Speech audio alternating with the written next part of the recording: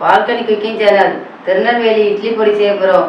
இட்லி பொடி செய்ய தேவையான பொருட்கள்: காஞ்ச மிளகாய் எடுத்திருக்கோம், உளுந்து எடுத்திருக்கோம், சிறுபயிறு எடுத்திருக்கோம், உடச்சக்கடலை எடுத்திருக்கோம், கடலைப்பருப்பு எடுத்திருக்கோம், அரிசி, பெருங்காயம். இவ்வளோதான் தேவையான பொருட்கள். வாங்க வீடியோக்குள்ளே போகலாம். அடுப்பை ஆன் பண்ணிக்கலாம். காஞ்ச மிளகாய் வறுக்கிறதுக்கு கொஞ்சம் எண்ணெய், ஒரு சொட்டு எண்ணெய் ஊற்றிக்கலாம். காஞ்ச மிளகாய் போட்டுக்கலாம். எண்ணெயில் வறுத்தா தான் நல்லாயிருக்கும்.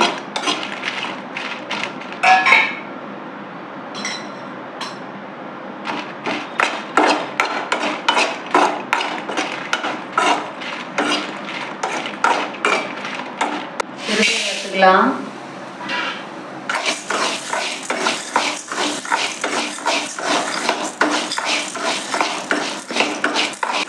கொஞ்சம் பெருங்காயம் போட்டுக்கலாம். எண்ணெயில் வறுத்தா தான் நல்லாயிருக்கும், அது டேஸ்ட்டாகவும் இருக்கும்.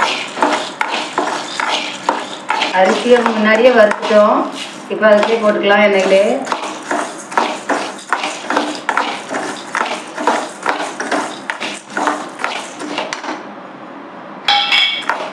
உளுந்து போட்டுக்கலாம், வெள்ளை உளுந்து.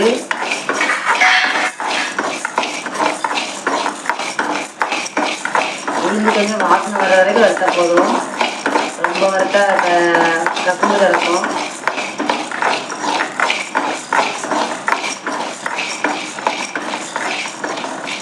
அது கூட வந்து உடச்சக்கடலை போட்டுக்கலாம்.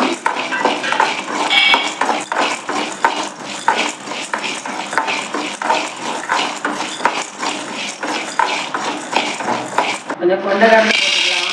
2 கடலையும் கருப்பு வெள்ளையும் போட்டுருக்கேன்.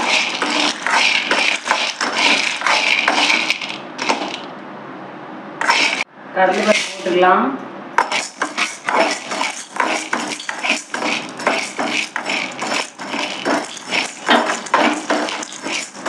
அடுப்பு சிம்மிலேயே வச்சா தான் நல்லாயிருக்கும். அடுப்பை ஆஃப் பண்ணிக்கலாம். இட்லி பொடிக்கு எல்லாம் வறுத்தாச்சு.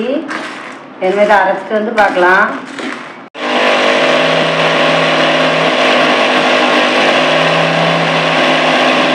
திருநெல்வேலி இட்லி பொடி ரெடி ஆயிடுச்சு. இதே மாதிரி நீங்களும் வீட்டில் செஞ்சு பாருங்கள்.